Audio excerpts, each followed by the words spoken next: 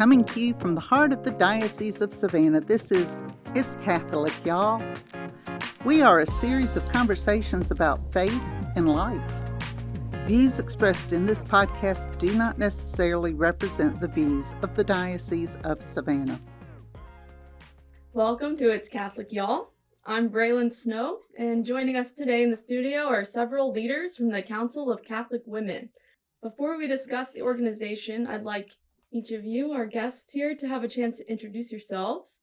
So if you can just share your name and some of the things you do in the CCW, please. Thank you, Braylon. I'll start. My name is Allison McLaughlin, and I am currently the president for the Savannah Diocese Council of Catholic Women.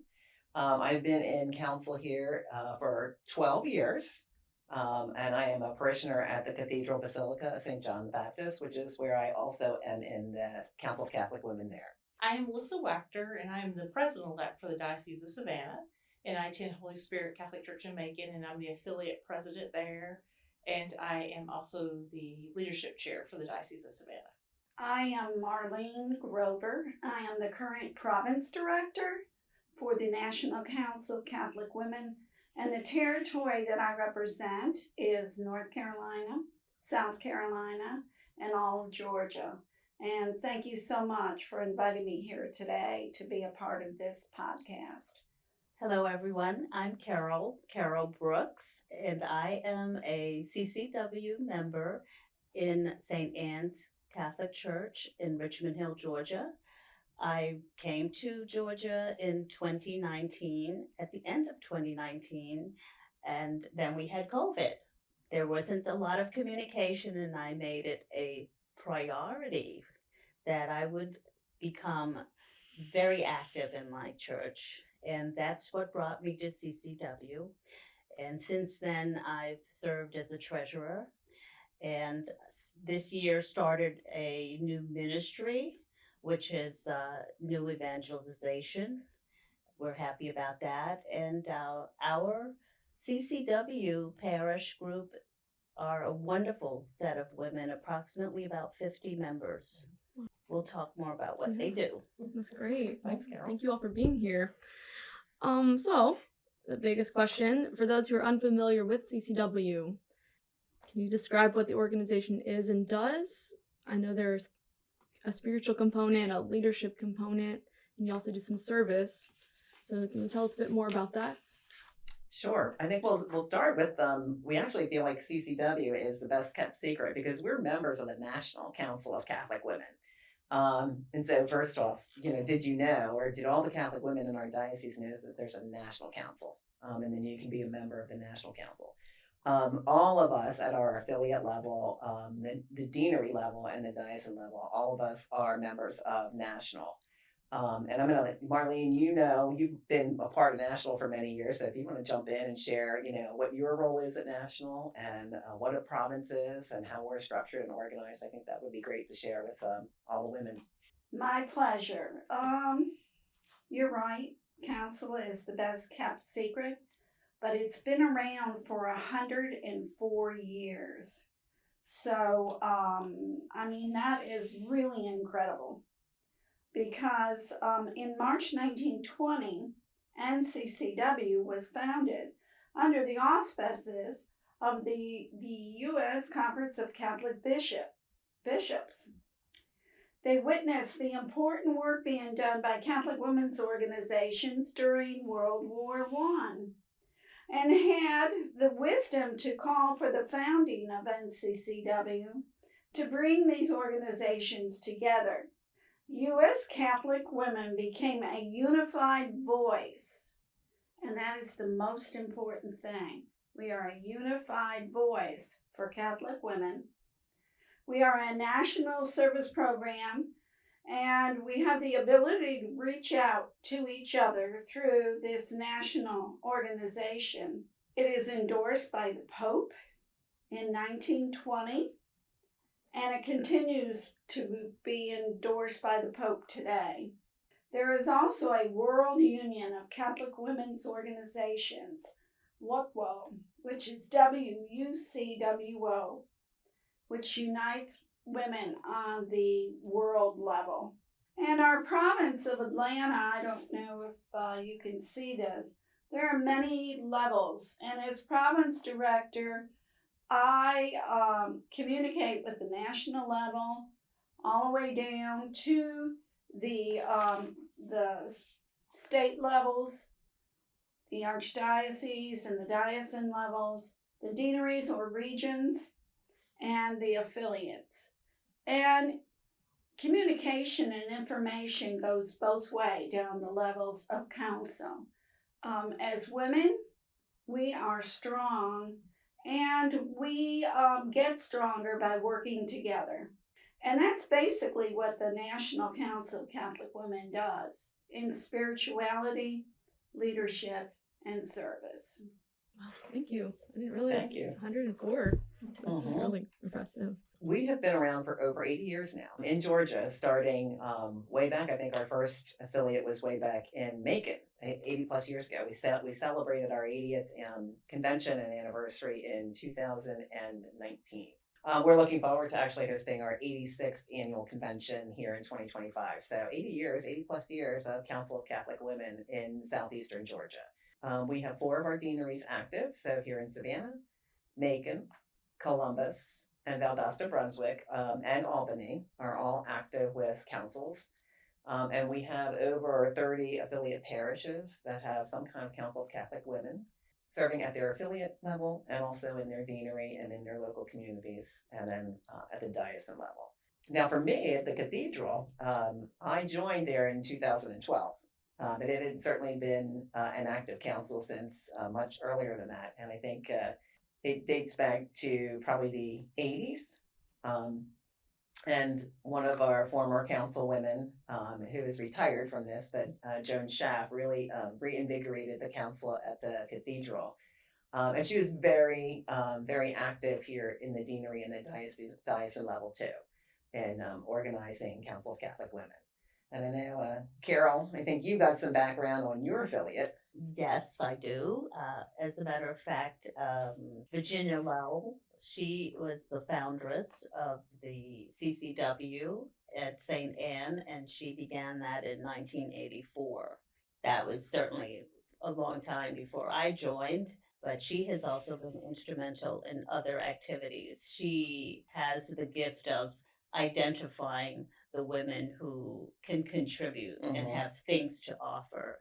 One of my first experiences with Virginia was to participate in the Box of Joy. We have been doing the campaign in our church year over year. We've done it through donations towards shipping, and with my personal interest with our CCD and our families, we made the extra effort to open it up and get CCD involved. So we now have children and families preparing boxes. So we are now doing both combinations of donations to the Box of Joy. That has been a really important role that we take seriously in the fall. We begin in the fall, October. Virginia has been instrumental and still is a leader in our organization.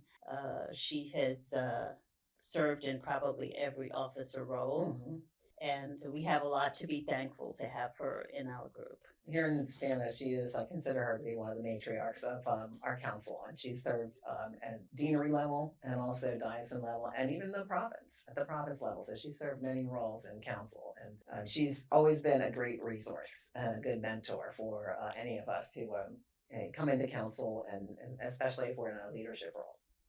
Well, I'm from Macon, and we were the first deanery to have a CCW, and we also had a national president out of the Macon deanery for NCCW. Okay. And my affiliate is, our church is about 55 years old, and we've had a CCW most of that time.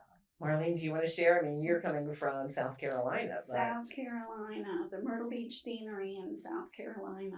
My husband and I moved to South Carolina 22 years ago, and I had no friends. My children had no friends. So I decided that I was going to join the women's club, and I have never looked back. Coming from the north, the CCWs are not always strong, but I learned quickly. I had wonderful women to support me and encouraged me. And it's been one of the most rewarding experiences of my life. I encourage everybody to find out more information about the CCW and how it can make you a better person. You've already touched on this a little bit here and there, but how did you get involved personally? And what are some of the roles you've held during that time? Well, I think I'll start because my story is very similar to Marlene's. I relocated to Savannah in 2011, and the first thing my husband and I did, besides buying a house and getting settled, is we found our parish, and we decided to become members at the cathedral. And I had done women's ministry at my parish when I lived in Alabama. So the next thing was to find my ministry. And of course, I just navigated and gravitated to the women's group. I just felt like I needed to be with women, and the same kind of thing. I came here not really knowing anyone other than the people I met at the cathedral and my neighbors. So it really became a connection to connect with other women. It's only been 12 years for me, but being at the cathedral, then being involved in Savannah in the deanery, at the diocesan level and then the national level, I made so many connections just across southeastern Georgia here in our own diocese. And so it's the same kind of thing. I haven't looked back. I mean, CCW really was, I've said, it was the kind of of the ministries, this is the one I really connected with because I think it's a good women's ministry. And there's something for everyone. There's something that you do at the affiliate level or at one of the other levels that, kind of fits whatever you are called to serve as. And I've been fortunate to be on the leadership team at the cathedral and also at the deanery and now the diocese. So, Melissa, you're up. My story, I guess, would be for about 10 years, I had a parent or a sibling that was very ill and doing care for them. And I went to church. I took my mom in her wheelchair with her oxygen for years. But after my mother-in-law and my mom both died a few months apart in 2018, and I was sitting in church not long after my mom died and realized I didn't know the names of half the people in my parish, probably even less than that. And I realized for those 10 years I had just come to church. I had not participated. I had not celebrated Mass. And CCW was the way that I got to know women in my parish and got connected back and got back to the resources of this is how you can have fun together. You can increase you can feed your spiritual life. You can do the things that you like doing, the service you enjoy doing. And like else, there is something for everybody. That's actually one of my problems as a president is that I want to do everything. I have a hard time narrowing it down that, let me present this because I want to do it all. When we moved to South Carolina, like I said, I had no friends. My husband was traveling all over the country. So I needed something. I needed something to fill that hole that was in my heart. CCW it fascinated me. And the support, that I received from those women on the first initiation to it was wonderful. And we all need spirituality. We all do service.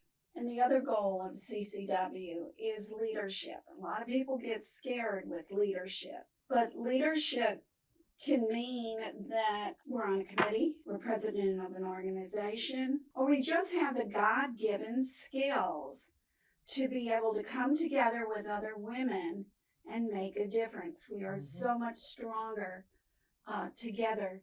And we need to realize those God-given gifts and how we can use them in our communities. I like what Marlene has just talked about.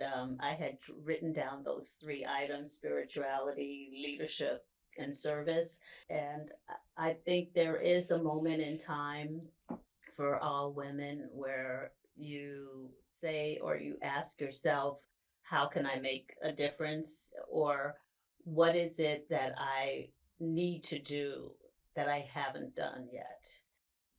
For me, this time was now, and I found myself getting totally immersed in what was happening in my parish. I have to thank my pastor at that time, Father Allen. He brought me to my first meeting. He walked with me. We had the 6 o'clock Latin Mass. We no longer have that, but that was a 6 o'clock Latin Mass. He says, "Oh, yes, we're going to meet over in this building." And he walked me over, and that became my first meeting with the CCW, and I haven't stopped attending meetings since. Well, I mean, it just struck me as you were all talking just how what you're doing now was such an extension of even the women in the early church. They all had their own giftings, and some of the women disciples were out there with their business, helping support the church financially. Some were out there, praying. Some were called to give their life. But just this presence of women in the church, even 2,000 years later, it's really beautiful. Oh, thank you. It's a great reflection. There's a lot of history and it varies, but how have you seen the group change since you first joined? Well, I'll start. I think for one thing, I'm happy that there's a level of consistency. I've known Marlene now for over 10 years, right? And I see her at all of our annual conferences and at national. Now, Melissa and I and Carol and I have been friends for a few years, right? But we keep seeing new faces, which makes me happy. I do find that I think since COVID, I think a lot of people relocated. A lot of people may have also retired, and they're starting to retire into this area, South Carolina too, Georgia, and we're seeing new faces coming from all over, which is nice, because we have these connections, and you're bringing perspectives from your, where you grew up and where you went to church. But I love that I still see women that have been part of council for many years, like Virginia Lovell, Yvette Carr out at St. Boniface, Marlene, and Kathy Smith, and all our women out in Macon, Claire Kempton down in Valdosta, Brunswick. I mean, these are women that have really shepherded council along and are really still there for us, and again, great resources to build up the next group of women. We were talking about this earlier too. The interesting thing is that 10 years ago we didn't have as much technology. Mm-hmm. We didn't have an opportunity to do something like this. So this is exciting to get council out there in a new way. But we're taking advantage of the technology too. We're using we're using Zoom when we can have meetings with Marlene. We used Zoom this past year at our annual convention. We did a Zoom meeting with the seminarians, which was really well received. I mean, all the women really loved to be able to connect with Father Brandon and our seminarians and the work that he's doing to in vocations. It's actually one of our favorite projects is we call it Adopt a Seminarian. But every year we contact Eloise and Father Brandon to get the roster of the seminarians to make sure that every seminarian is adopted by a council here in Georgia. So if you're not adopted, let us know. We're going to make sure you get adopted. But we look forward to, different points of view, women coming in who haven't been didn't know about council or haven't been involved in council. And just really welcome new ideas and new perspectives. I think I've only been a member since 2018, but we seem to embrace the youth more. That on the national level, they've started the Golden Rose Award, and we're trying to get it implemented on the diocesan level. We're very encouraged to adopt the seminarians, but it seems like we've a lot of focus on supporting the youth and thinking about the mental health of youth and what COVID has done to them and how we can support them. I served on the resolutions committee for national this year, and we came up with 4 resolutions that we thought would pertain to our daily lives. One of them was to have peaceful elections.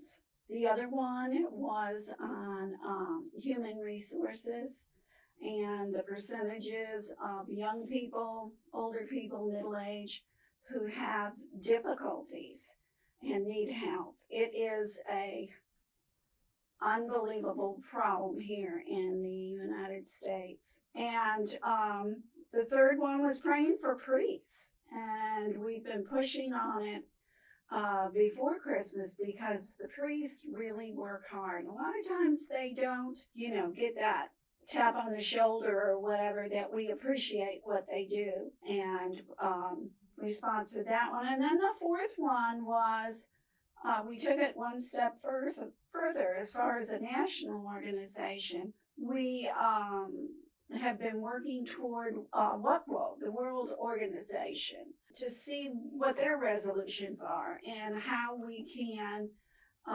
use them in our own communities. So once again, it's making the ties of women in this world stronger by working together. I think of, as far as in my parish, some of the extraordinary work that the ministries do, and I'm not suggesting that we're separate. We're all the council together, but we do have some of the focuses that make it very unique. I have to congratulate my current president, Rosemary Brown. She has been an extraordinary leader in spirituality. She has led our devotions, our adoration program, and we, with our new pastor, Father David Kowalski, we have perpetual adoration, which was something we had not had in the past. And bringing all of that together and encouraging women to participate in this and commit, we now have a series of groups, Seven Sisters, who are praying for our priests and our bishop. And we're growing that as well, which has been something that has only, I think, evolved fully in the past 2 years. We've also had a continued interest in the elderly. Our ministries visit our nursing homes. We prepare a lot of holiday packages for them. We also identify organizations in the community that would benefit from the contribution, a charitable contribution, which at the end of the year, we identify groups and we make the contributions to them, donations. We also have a tea. Our annual tea is open to all of our CCW members and the public, but it gives all of our ladies an opportunity for us to come together and just enjoy each other and our company. We have a religious store.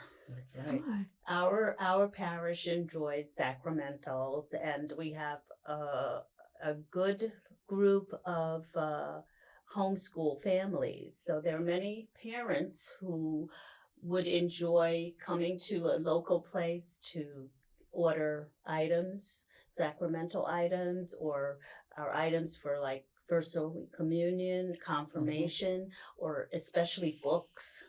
Oh, Diary of Saint Faustina. So there are points of access that we can offer, and our CCW ladies actually run and maintain the store. Like Carol said, I think each affiliate has its own kind of thing they do that's just really for the women, and it's really more to be together and fellowship and just to enjoy each other's company. So a lot of our affiliates do a tea or some kind of sometimes it's just a dinner, but just a time for us to be together, not to have an agenda, not to have projects going on, but just to be together. I think a lot of the affiliates, and I know you guys do this out in Macon Deanery, usually kick off the year sometimes with like a welcome potluck to just kick off the year, welcome the members back, especially after the summer break, and also welcome new members. So it's a very easy going way to get to know council. I think I look across the diocese and our deaneries, but I see a lot of consistency in what the councils are doing. Carol mentioned Box of Joy, which is a program from Cross Catholic Outreach, where we prepare boxes of small gifts to children and are taken to Cross Catholic's ministries, which are international ministries. We do that in each deanery is doing that. And I see that consistently across our diocese. So everyone's participating in that. And we have a close relationship with Tessie O'Day from Cross Catholic. She's always at our national meeting, and she's been up here several times to meet with us. I also see the consistency across all of the affiliates as well as at the deanery level, all supporting the Catholic services in their deanery. So here is Catholic Charities of Southeastern Georgia. Out in Macon, it's Daybreak. out in Valdosta and Columbus have their own organizations they're helping with. We help with the homeless. Certainly, everyone's very active in the pregnancy resource centers in their local communities, supporting women who need help and supporting their child. All the women are also very focused on women's ministry. So there's plenty of, if it's a safe house or a women's shelter or women's an organization in that deanery, I think every deanery is in some way supporting this. So a lot of consistency in that. And then I think to Carol's point, each of our parishes has its own special needs, and so we work with the parish priest on what is meaningful to that parish, the needs of that parish, and also what is at the heart of the councilwomen in that parish. What things do they want to, really contribute to or care for? Melissa is one of the kind of busiest affiliates I can think of at Holy Spirit. They do a ton of stuff. Probably on the affiliate level, one of my favorite things we do is Father Casey Cole's a friar in residence at our church, and he is a spiritual advisor for the Catholic Campus Ministries at Mercer University. So at the end of the semester, we make finals goodie bags for him to take to the students, and junk food only in there for their late night snacks. And we put a little prayer card in there and let them know we're thinking about them. And if it falls in the right time, we'll make them dinner for their meeting and take that to them. And we always get little handmade thank you notes from them. So that's one of my favorite things to do. We do have a project Linus where we make quilts for the local children's charities, and we also made pillowcase dresses for Box of Joy. We did treats for the firemen and the police station that service our church. We do. It was a one-time event that we did, but there are 58 Sisters of Mercy buried in our local cemetery, and most of the graves were well over 50 years old. And we paid for a local garden club to work with the students at Mount DeSales Academy to correctly clean those graves. And then they put a little cement rose on each one of them so that they would have a permanent flower on there. Nice.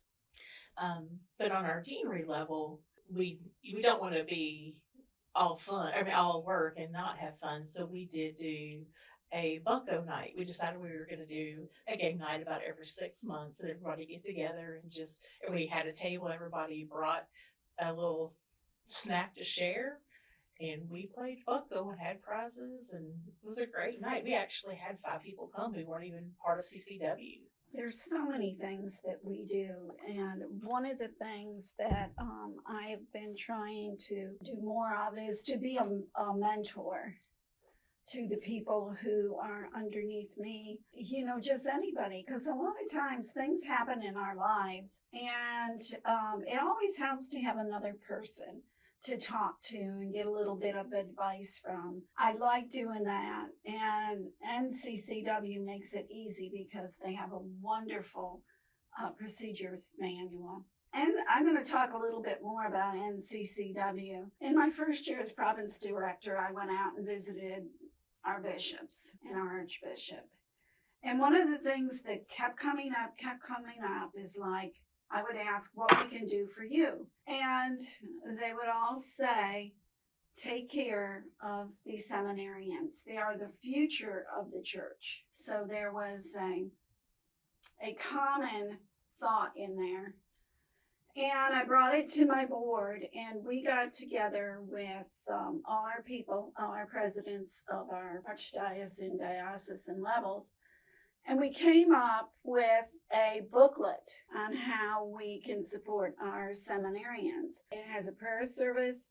We shared thoughts about what each area does. I know Savannah was fantastic with that. The booklet was sent to the bishops and the archbishop, and the response from them just was overwhelming. We've tweaked it a little bit, sent it out again this year, and I received a lot of feedback from that, which was great. We came together. And a couple other things that National is doing is the PURSE program. And the PURSE program is donations go to women who are trying to get into religious life, but they cannot because they have debt and cannot go into a convent or any type of religious life if you have debt. Last year, actually, the Mary's Garden was vandalized in Washington, D.C., and Mary's face, somebody took a hammer to Mary's face, just did a lot of damage in Mary's Garden. So we have fundraising efforts right now. The insurance company took care of the shrine, but we have fundraising efforts going on where we can put proper security in so that the vandalization doesn't happen again. The Golden Rose Award and all the information that we have on domestic violence. The resources are there. You don't have to do it alone. It is there, and we can just take that, tweak it a little bit for our affiliates or our areas. But it's a strong organization with a lot of smart people. Just something else that's new that we started, and our pastor challenged us to join in last year's Lent to visit downtown Savannah, and actually in the footsteps of the apostles to evangelize, go out and meet people and bring God's words to them. And we did that. A small group of us who were available did that. And out of that exercise and that activity and that whole spiritual journey through Lent, we brought to him the request to actually have an evangelizing ministry. It was very small, and it's slowly growing. We were able to accomplish two things. We so far have added a public prayer, and most importantly, we've actually advanced our public face, in terms of the church in our community, with the Ogeechee Festival, which is an annual event that is in Richmond Hill. They have a great Ogeechee music and seafood festival every year. We actually, with the help of the diocese, were able to participate as a vendor. We had a tent that the parish provided. Under the tent, we created enormous varieties of content for children, for families.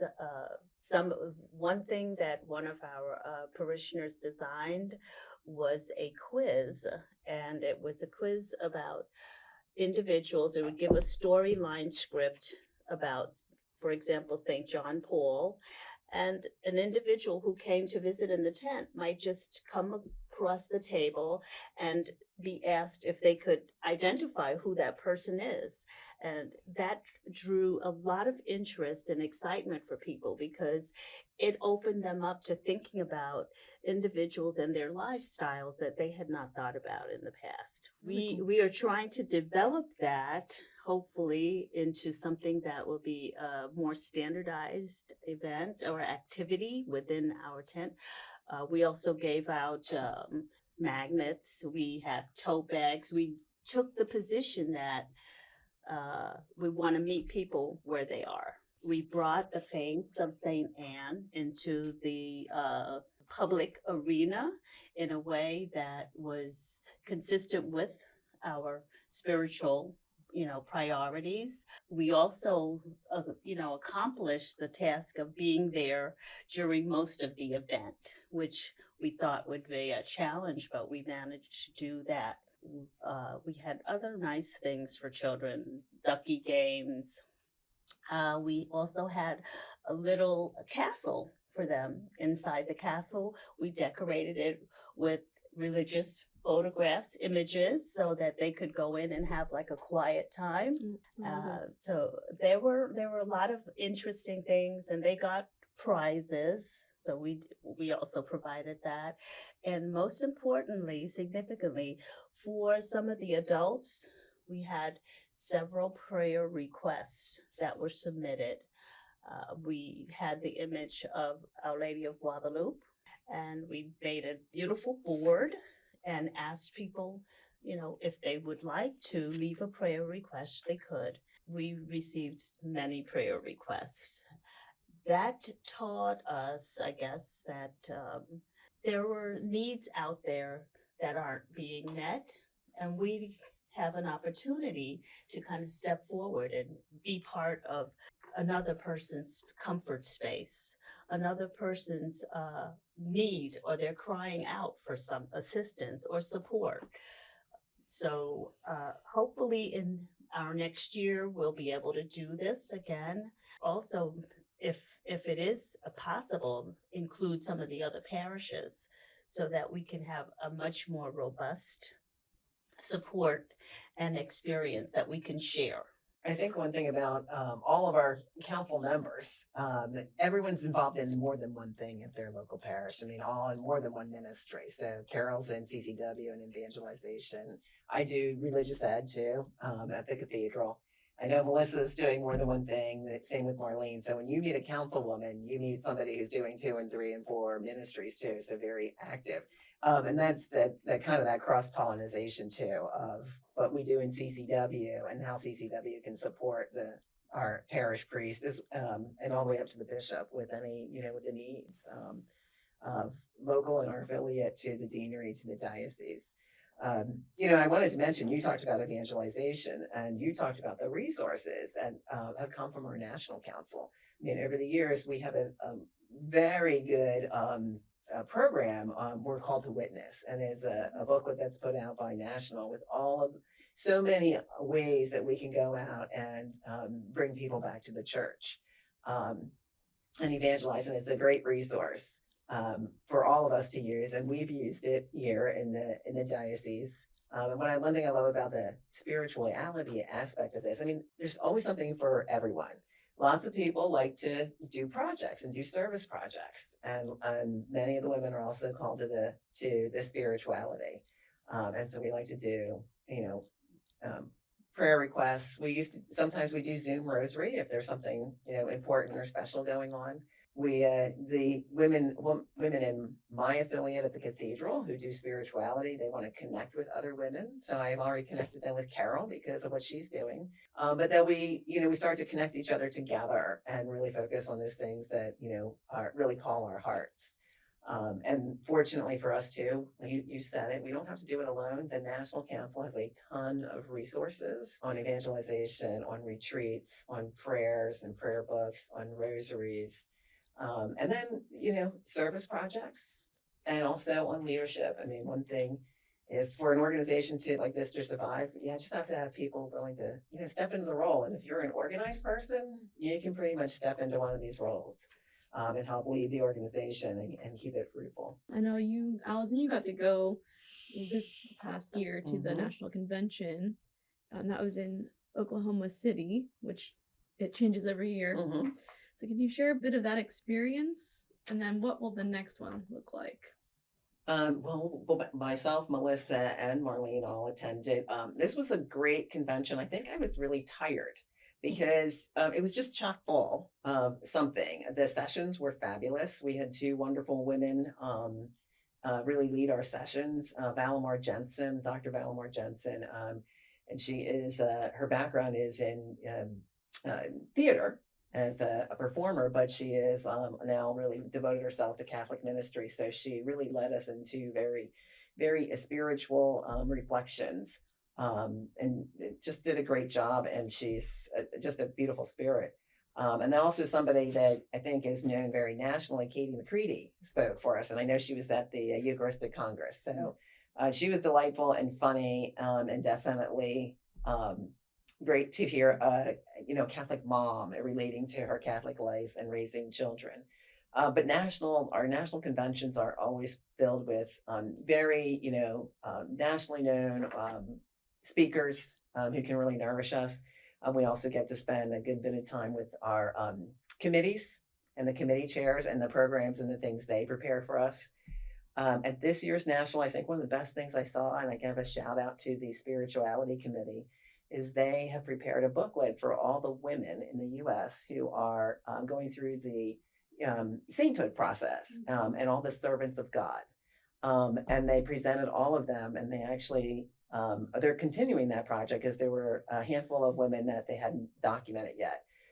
So I'm excited to see the next round of that booklet, and I'm hoping that we'll be able to get that. I've shared that around the diocese as much as I can, and my booklet's out in Columbus now, so I have to go back to Columbus to retrieve it.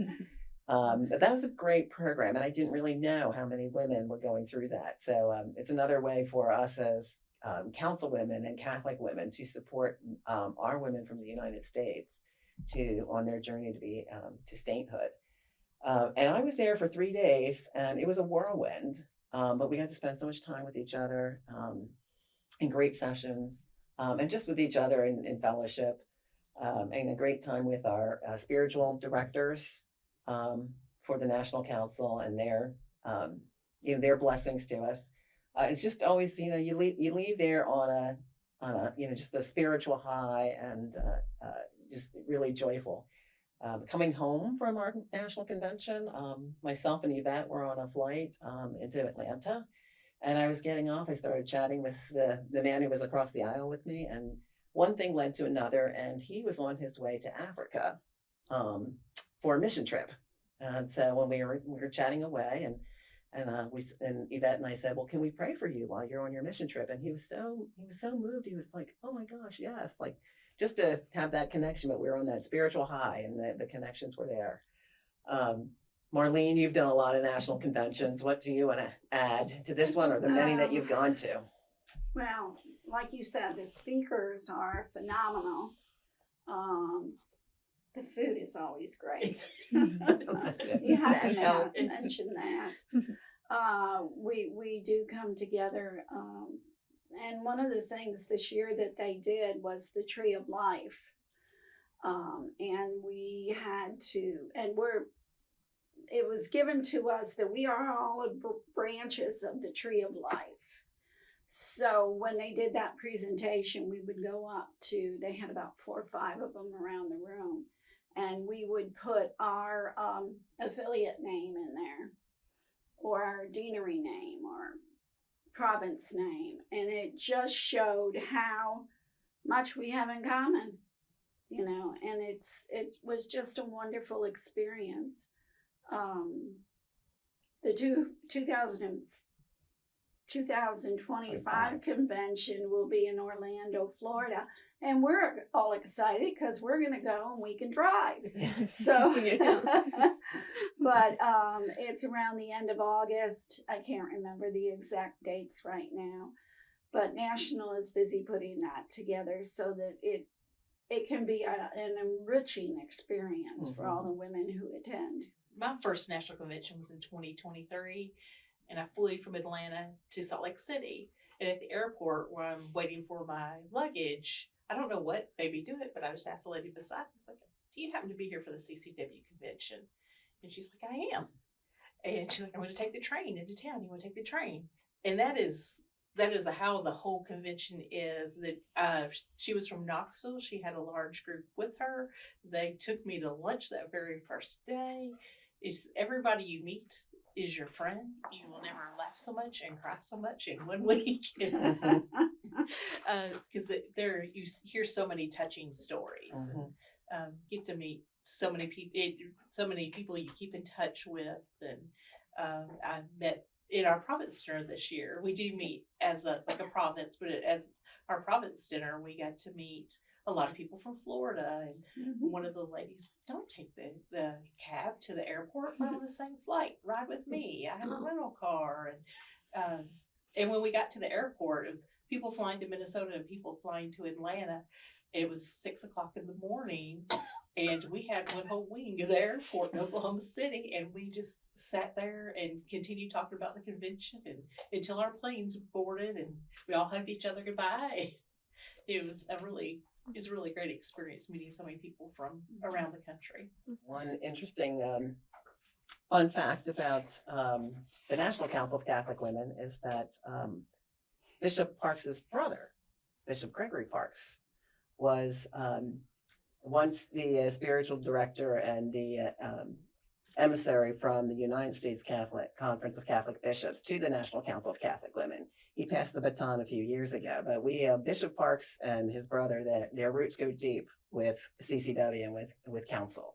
So we've been blessed twice now to have not only Bishop Gregory Parks as our national, involved with national, but also Bishop Parks with his commitment to us. And we're very fortunate. I do think here in this province, between Archbishop Hartmeyer, Bishop Parks, and Bishop Jacques in Charleston, all of our bishops are very supportive. So we're grateful for them and for supporting Council and what we do. And North Carolina is coming on board, so Yes, we're we're- excited about that. That's wonderful. Well, I think everyone can agree it's made a pretty big impact on your life to be part of CCW. Do you have anything specific that you could say about that? Well, I think I'll start, but I think we all have this one common thing. You know, it filled a need in our lives. You know, we were changing communities and we wanted to connect with other women and serve women's ministry. I don't know that when I went to serve women's ministry, I don't know that it was going to just expand so much and then open so many other doors. And there's really so much we can do just in our own diocese. And I wish I had more time for all of that, but I'm very grateful for it. I really kind of went, this is the niche, right? This is the women's ministry that is really, continues to feed my soul. Well, it has. I'm retired, but I don't consider myself retired because I do a lot of volunteer work. Besides council, I'm a member of the Optimist Club and the Children's Cancer Optimist Club. You never know what people are going through. And it just takes the time to sit down with people and just ask them. And you can make so much of a difference in others' lives. I guess to sum it up, it's an amazing journey. And the most important thing to encourage other women is to open your heart and take the step and join our organization. There's so much there for you, and nothing is imposed. I think your heart will let you know what choices you need to make. I wanted to ask this is a two-part question. How would you like to see the group grow over the next few years? And like the focus of what you're pouring yourselves into? And then for a woman who might want to join or start a chapter, then how would you do that? So kind of future focused things here. Well, I think for us in the Savannah Diocese is we'd love to see all of our parishes across the diocese and all the deaneries have a council.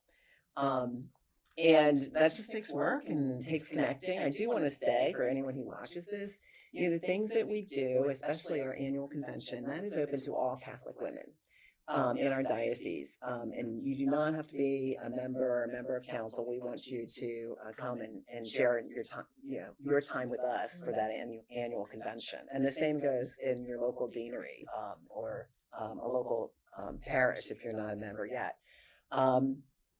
So we do want to grow into all of the affiliates and all our deaneries because we want to we want to double our size and have all our Catholic women working together. This is a big, southeastern Georgia. We know it's a big diocese. We cover a lot of territory, and when you go from the east side all the way to Columbus on the west side, you 5-6 hours to drive it. So we cover a lot of territory. So we need all our women pulling together. So I hope we'll see us, continue to expand and grow. I'm excited for things that we can do in the future. We will start to see, more technology used in our council meetings. But I will say technology is great. Zoom is great, but there's nothing that beats just the time that we have face to face with each other to really see each other face to face. The needs out there are so tremendous every day, and I think we can watch the news and see the needs in our community. And I think that Marlene, you said it, Catholic women are strong. We have lots of experience, and we can help. And we can help our priests and the bishop, to try to address the needs that he's seeing across our diocese and nationally. So I just hope we keep growing. I hope we attract people with different backgrounds and different interests. I think we said it, there's something for everyone. And whatever your call is and your skill is, we can find some way, or you can find some way to fit in and to be part of the community. Well, looking to 2025, we are hopefully going to have a Catholic Day at the Capitol. We're trying to get that set up. It's something that the bishop has asked us to do, and it's open to everyone in the state, actually. So we were hoping to have busloads of people at the Capitol in February or March. We hopefully get that arranged. It's hard to get around all the bishop schedules. Sorry, can I jump in? Are we talking state capital or national capital? State Capitol. Good, thank you. Appreciate the clarification. In case someone was like, I don't know if I can make it. Yeah, Nope. just to Atlanta. Good. We also are planning a leadership training and development. It is through NCCW, and Marlene on the province level has been very generous to help support us get this set up. And I think it's aimed for CCW, but I think it will also help with life skills also in any other organization you're in. I think it will help with training for that. And then we have our convention in April that will be coming up in Columbus. And those are our big things that we have planning. But as the president-elect of the Diocese of Savannah for the future, I do, like Allison, we want to double our size. We want it in every parish. But I also want to make sure that we are retaining the members we have and that we're meeting their needs, that we are challenging them spiritually, that we are providing them the service opportunities that they enjoy. And if it's the services, we're just gonna bring in snacks or something, or we're gonna be out doing work, that we can find something for everybody.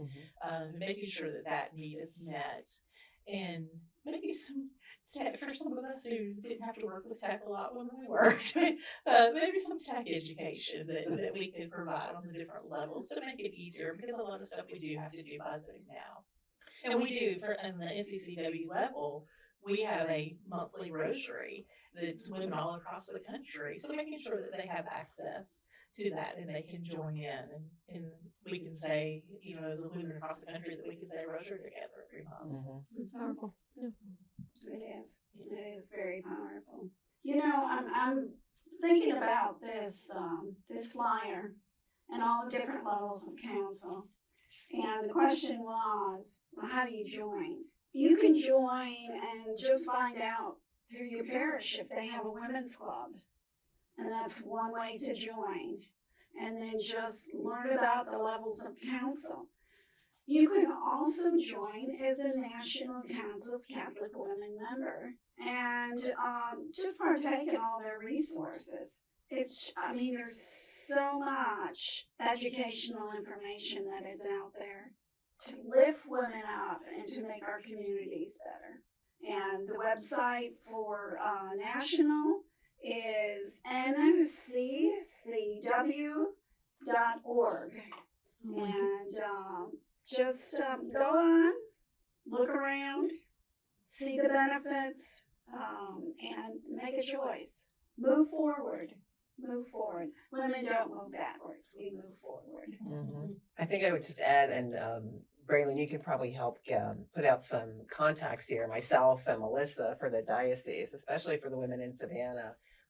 If you are interested, we can connect you. If you don't have an affiliate now in your parish and you want to start one, we can always partner you with one of the affiliates, whether it's in Macon or Columbus, so that you can have a connection to one of the existing affiliates, and we can help you start an affiliate. And like Marlene said, the National Council of Catholic Women's website is very content rich, and you can learn more about what they're doing at the national level. We're trying to bring down to our affiliate level while still embracing the needs of our local community. Look for, especially in the diocese, look for maybe some announcements coming out in the new year about our annual convention. We'll work with the diocese here to try to push that information out into your parish bulletin. And again, that convention is open for all Catholic women. So we welcome to have you there, even if you're not a member yet. And we'd love to have you as a member. So we'll get you some additional links and contact info so that if anyone's interested, you can reach out to us. Again, ask at your local parish, do you have a CCW? Or did you have one? Was there a CCW here at one time? And I think a lot of the parish priests around the diocese know councilwomen because we're usually here. We're here for a lot of the ordinations. You usually see us at a lot of the diocesan events. So somebody knows somebody. So they may say, call Claire Kempton in Valdosta or call Faye Crawford out there in Columbus. And somebody knows somebody who's in council, and you can find your way to us. Well, thank you all. I will put the links to the websites in the description. And if you want, I'll put the emails as well down there too. Well, I just want to thank all of you for being here. I know some of you drove quite a bit to be with us today, and I really appreciate that. God bless you in your work, both in your sharing of the faith with other women and the world. Thank you. Thank you, Braylon, for having us. We're excited to be here. This has been an episode of It's Catholic, y'all. Visit us at diosav.org or on our DIOSAV social media platforms for more.